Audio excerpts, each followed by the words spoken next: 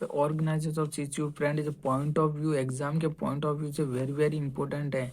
Set physical setup and staffing rooms equations every year के अंदर पूछा जाता है फ्रेंड्स एग्जाम के अंदर। फ्रेंड इससे पहले आपने मेरे एक वीडियो क्रिएट किया था क्रिटिकल केयर यूनिट्स और critical care units and principle of critical care units के प्रिंसिपल क्या, ऑब्जेक्टिव रोल ऑफ नर्स के क्या रोल है, उसके बारे में डिस्कस किया था। अगर आपने वो वीडियो नहीं देखा तो मैं उसका लिंक डिस्क्रिप्शन में दे दूंगा, या आप मेरे यूट्यूब चैनल में जाकर प्लेलिस्ट बनी हुई है क्रिटिकल केयर नर्सिंग की, उसमें जाकर देख लेना। हाय फ्रेंड्स, आज हम डिस्कस करेंगे ऑर्गेनाइजेशंस ऑफ सीसीयू यानी क्रिटिकल केयर यूनिट्स। जो क्रिटिकल केयर यूनिट्स है यानी आईसीयू आईसीयू और क्रिटिकल केयर यूनिट्स फ्रेंड एक ही है, यानी सीसीयू और आईसीसीयू एक ही है, इंटेंसिव केयर यूनिट। इसका कैसे ऑर्गेनाइजेशन ऐसे कैसे तैयार किया जाता है, इसका physical setup and staffing norms यानी जो स्टाफ है उनके नॉर्म्स यानी मापदंड, उनके स्टैंडर्ड क्या है ना, उनका आदर्श क्या है, उसके बारे में डिस्कस करें। फिजिकल सेटअप उसको फिजिकली कैसे तैयार किया जाता है। आज सीसीयू जो सीसीयू रूम होता है, सीसीयू रूम यूनिट्स का मतलब रूम ही होता है ना फ्रेंड्स। जो सीसीयू के अंदर जो रूम होता है नी, यानी आईसीयू के अंदर जो रूम होता है उसे कैसे तैयार किया जाता है उसके बारे में डिस्कस करेंगे। यानी उसके अंदर कितने पेशेंट हो सकते हैं, पेशेंट की बेड संख्या क्या होती है, कौन कौन से स्टाफ होते हैं उसके अंदर, उसकी रूम बेड के बीच में कितनी कितनी स्पेस होता है उनके बेड के बीच में, सभी आज डिस्कस करेंगे उनके बारे में। नहीं, चलिए डिस्कस करते हैं फिजिकल सेटअप। उसका फिजिकल सेटअप कैसे होता है, ये सबसे पहले उसकी लोकेशन यानी size of CCU and ICU की साइज कहाँ पर वो स्थित होता है ना, वो उसके बारे में डिस्कस करेंगे। Size of CCU and ICU, ये सीसीयू और आईसीयू ये की critical care unit and intensive care unit.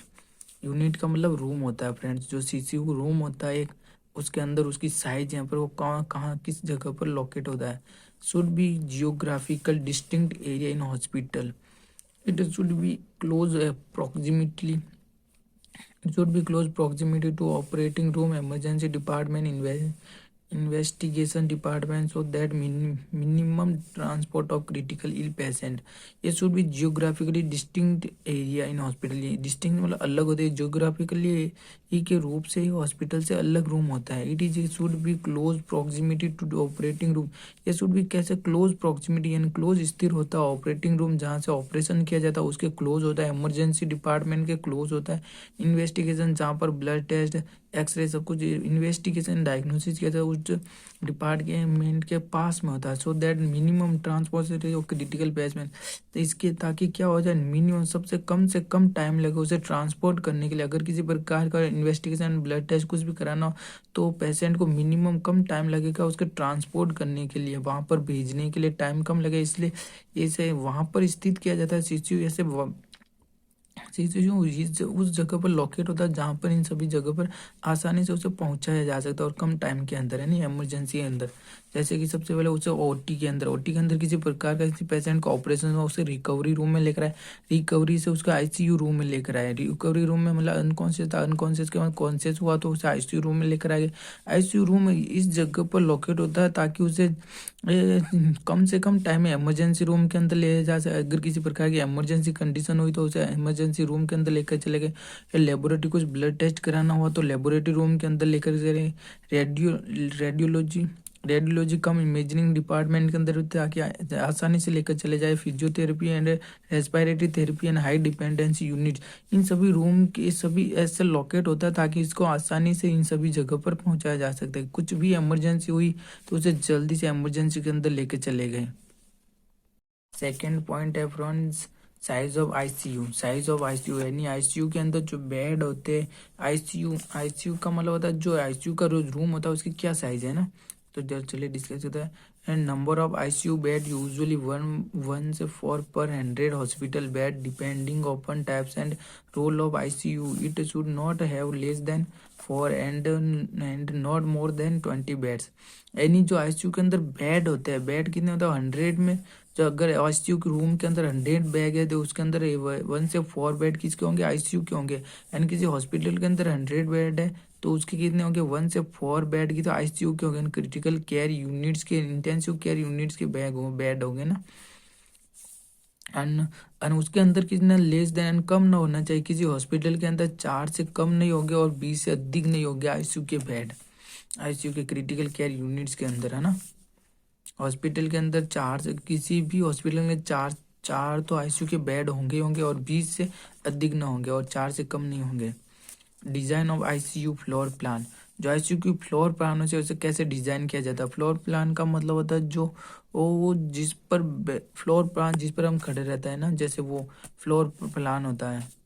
Single room offer isolation and privacy but require more nursing staff. जो सिंगल रूम होता है आईसीयू का क्या था, सिंगल ही रूम होता है, वो ऑफर हमें प्रदान करता है आइसोलेशन अलग और प्राइवेसी प्रदान करता है, बट रिक्वायर करता है मोर नर्सिंग स्टाफ, मोर नर्सिंग स्टाफ की रिक्वायर करता है।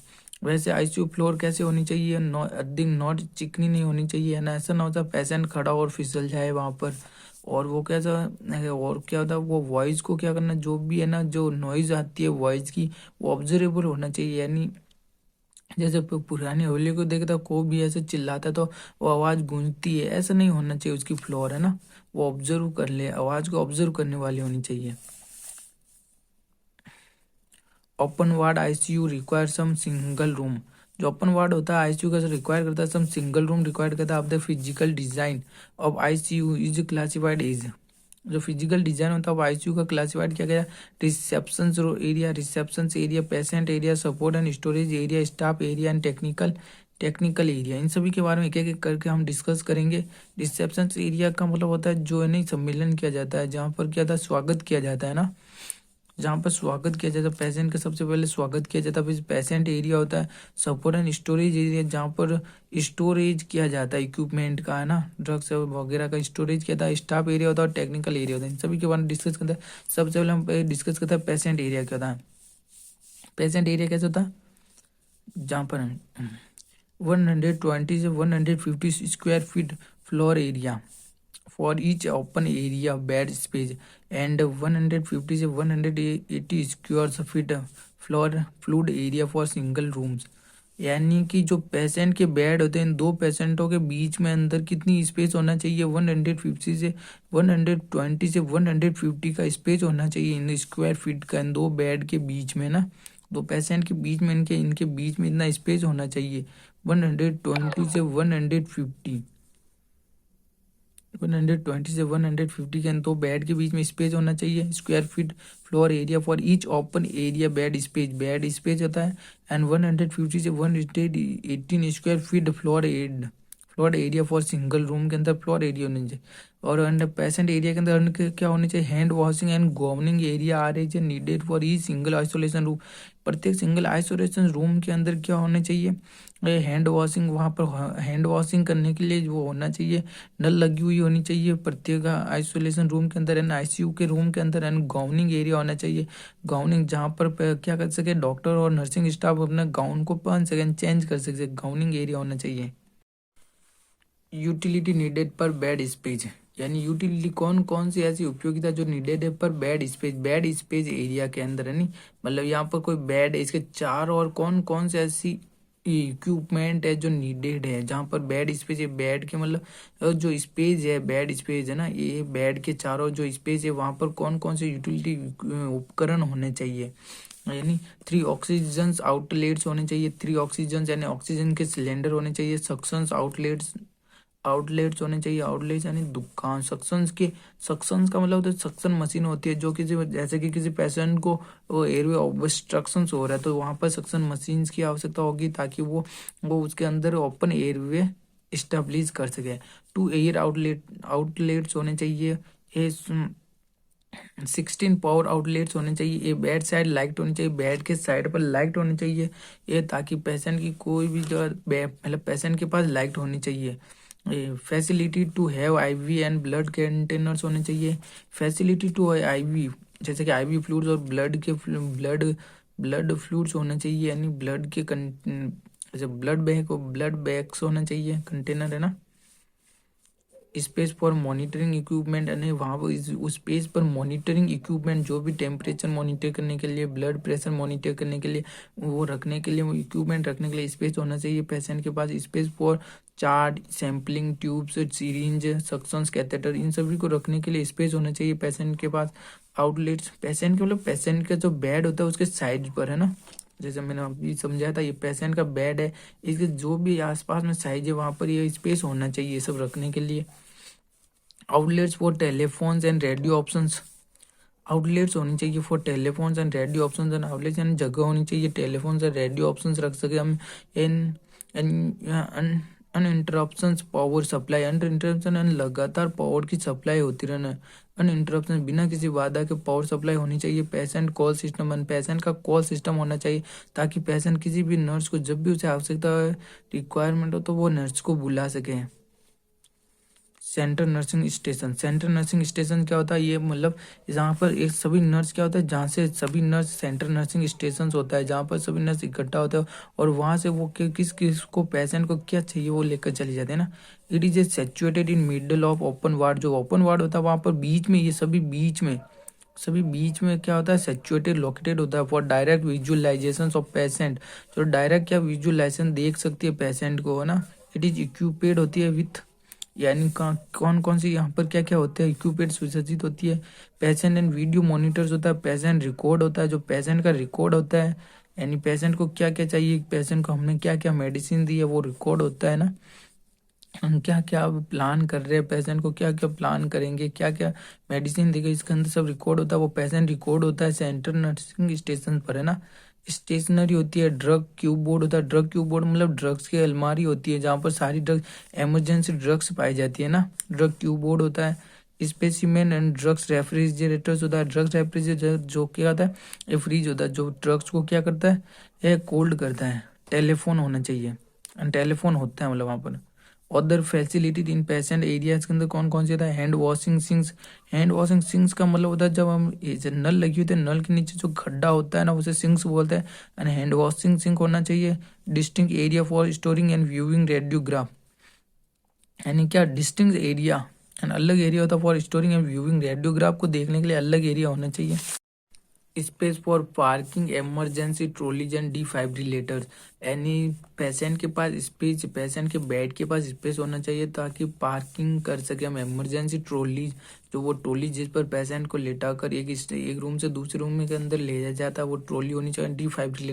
डिफाइब्रिलेटर्स वो होता है जो क्या होता है, एक डिवाइस होता है, यह जब हार्ट अरेस्ट आता है तो पेशेंट को क्या था, हाई एनर्जी की इलेक्ट्रिक शॉक दिया जाता है। इस डिवाइस के द्वारा किया जाता है, हाई एनर्जी की इलेक्ट्रिक शॉक दिया जाता है जिससे क्या हार्ट अरेस्ट आता है पेशेंट को।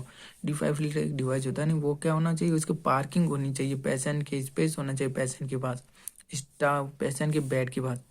स्टाफ एरिया सेकंड कौन सा था, स्टाफ एरिया। इसके बदले हमने ये क्या पढ़ा था, पेशेंट एरिया, और किसके अंदर फिजिकल सेटअप के अंदर पेशेंट एरिया पड़ा। अब सेकंड है staff area. This area consist, इसके अंदर शामिल है रेस्ट रूम होता है, इसके अंदर चेंजिंग रूम होता है, टॉयलेट और शॉवर का रूम होता है, ऑफिस होता है, ऑफिस बना होता है, ये डॉक्टर्स ऑन कॉल रूम होता है जहाँ पर डॉक्टर्स क्या बातचीत कर सकते हैं किसी से, कॉल रूम होता है। सेमिनार एंड कॉन्फ्रेंस रूम होता है, सेमिनार यानी जहाँ पर डॉक्टर सभी मीटिंग करते हैं एंड सम्मेलन, और वहाँ पर सेमिनार किया जाता है ना, डॉक्टर सभी मिलकर किसी प्रकार की मीटिंग करते हैं, तो इसके अंदर स्टाफ एरियाज के अंदर करते हैं। टेक्निकल एरियाज क्या था, टेक्निकल एरियाज के अंदर था state laboratory for ABG serum analysis. State ये स्थित होता है, लेबोरेटरी एक स्थित है, तो मतलब एक सच्चे तो जहाँ लेबोरेटरी फॉर एबीजी है ना, आर्टरी ब्लड गैस का एनालिसिस किया जाता है। सीरम एनालिसिस, सीरम कौन सा, सीरम क्या होता है, सीरम क्या होता है, जब ब्लड के अंदर आरबीसी और डब्ल्यूबीसी को छोड़कर जो भी फ्लूइड होता है यानी प्लाज्मा होता है उसे सीरम बोलते हैं, उसका एनालिसिस किया जाता है। Workshop for repairing maintenance and equipment check, workshop ऐसी दुकान पर रिपेयरिंग की जाती है, मेंटेनेंस बनाए रखा है, इक्विपमेंट को चेक किया जाता है, जहाँ पर क्या किया जाता है, इक्विपमेंट का रिपेयरिंग मेंटेनेंस किया जाता है, रिपेयरिंग की जाती है, इक्विपमेंट को चेक किया जाता है। क्लीनेंस रूम होता है, क्लीनेंस साफ सफाई की चीज़ों को रखा जाता है ना, क्लीनेंस रूम होता है। अब बताए staffing room, second B point कौन सा, इससे पहले हमने क्या बताया, फिजिकल सेटअप के बारे में पढ़ा, भाई स्टाफिंग नॉर्म्स क्या होता है। बी पॉइंट होता है staffing room, point of view, exam के पॉइंट ऑफ व्यू से very very importance friend, physical setup और स्टाफिंग रूम। सेकंड क्या स्टाफिंग नॉर्म्स, क्या स्टाफिंग नॉर्म्स का मतलब है जो स्टाफ होते हैं उनके स्टैंडर्ड क्या, उनके आदर्श क्या है ना। ICU must have a doctors, must have a doctor या डायरेक्टर इंचार्ज। आईसीयू के अंदर जरूरी है एक डॉक्टर होना, आईसीयू के अंदर एक डॉक्टर होने का जरूरी है या डायरेक्टर इंचार्ज होना चाहिए। In the best interest of the patient this in charge has following इस इंचार्ज की क्या following responsibility the clinical duties करना। क्या होती है इसकी, क्या होती है इसकी क्लिनिकल ड्यूटीज करना, इसकी रेस्पॉन्सिबिलिटी होती है। स्पोक्समैन फॉर यूनिट्स, स्पोक्समैन का मतलब होता है डॉक्टर्स क्या करेगा, स्पोक्समैन बार बार प्रस्तुत करेगा। Spokesman for units, spokesman for units के अंदर यानी रूम के अंदर स्पोक्समैन का रिस्पॉन्सिबिलिटी होती है उनके डॉक्टर्स की ऑर्गेनाइज करना teaching and supervision of junior staff. Organise तैयार करेंगे, टीचिंग्स को सिखाएंगे, इन सुपरविजन उनको देख रेख करना है, उनको ध्यान रखेंगे अब जूनियर स्टाफ के ठीक से काम कर रहे हैं या नहीं junior staff. Responsible for purchasing and servicing करना ऑफ आईसीयू इक्विपमेंट, यानी आईसीयू इक्विपमेंट को खरीदना और उनको सर्विसिंग करने के लिए रेस्पॉन्सिबल होंगे। अब सीनियर रेसिडेंस, रेसिडेंस का मतलब सीनियर है, रेसिडेंस उपस्थित होना। आईसीयू रूम के अंदर क्या ना, one senior residence will always be on duty, यानी एक सीनियर ऑलवेज हमेशा के लिए ये आईसीयू के अंदर क्या होना चाहिए, ऑन ड्यूटी पर होना चाहिए। Junior residence one doctor is in training will be on duty in units day and night के अंदर। एक जूनियर एक जो डॉक्टर्स होता है वो क्या करना है, ऑन ड्यूटी पर होना चाहिए यूनिट के अंदर, रूम के अंदर, डे एंड नाइट के अंदर। Nursing staff continue skilled medical and nursing carries essential for a general ICU with A means which means 75% occupancy. It can be achieved by 5 trained nurses per bed. Continue skilled man nursing staff के अंदर क्या होगा, जो continue skilled medical and nursing care is essential for a general ICU and skilled and medical की skilled and nursing care is essential होती है। Skilled medical and nursing care is essential बहुत general ICU के अंदर essential and आवश्यक है। इसके लिए क्या करेंगे तो इसका मतलब होता है 75% ऑक्यूपेंसी, जो हम केयर दे रहे हैं उसका 75% उपभोग होना चाहिए है ना, उसको पेशेंट को मिलना चाहिए 75%, तो 100 में से 75% का उसके अंदर प्रोग्रेस होना चाहिए। इट कैन बी अचीव्ड, कब अचीव की जाएगी, बाय द 5 ट्रेंड नर्सेज पर बेड, मतलब एक पेशेंट के पास में पर बेड पर कितनी होनी चाहिए, 5 ट्रेंड नर्सेज होनी चाहिए आईसीयू के अंदर। The nurse patient ratio acceptable for ICU, the nurse और पेशेंट का रेटियो कैसे होगा आईसीयू के अंदर, यानी एक पेशेंट होगा और एक ड्यूरिंग डे के अंदर क्या होना चाहिए, एक पेशेंट और एक बेड पर एक पेशेंट और एक नर्स होगी, यानी पर पेशेंट के पास पर एक नर्स होगी, या तो एक नर्स होगी ही या 2 पेशेंट के बीच में एक नर्स होगी। यानी ड्यूरिंग नाइट के अंदर क्या होगा, नाइट के अंदर 2 पेशेंट के बीच में एक नर्स होगी या 3 पेशेंट के बीच में एक नर्स होगी, यानी जो उनकी देखभाल करेगी नाइट के अंदर। अदर स्टाफ कौन कौन से, इंटेंसिव थेरेपिस्ट होते, respiratory therapist, nutritionist, physiotherapist, technician, computer programmer, biomedical engineer and clinical pharmacist, ये अदर स्टाफ होते हैं जो आईसीयू के अंदर होता है ना। इंटेंसिव केयर यूनिट या इंटेंसिव केयर यूनिट के अंदर होता है स्टाफ होता है अदर स्टाफ। कौन कौन से, इंटेंसिव थेरेपिस्ट होता है, रेस्पिरेटरी थेरेपिस्ट, न्यूट्रिशनिस्ट होता है, फिजियोथेरेपिस्ट होता है, टेक्नीशियन, कंप्यूटर प्रोग्रामर होता है, और बायोमेडिकल इंजीनियर, क्लिनिकल फार्मासिस्ट होता है। Thank you for watching this video. Please like and share and subscribe my YouTube channel, friend. Thank you.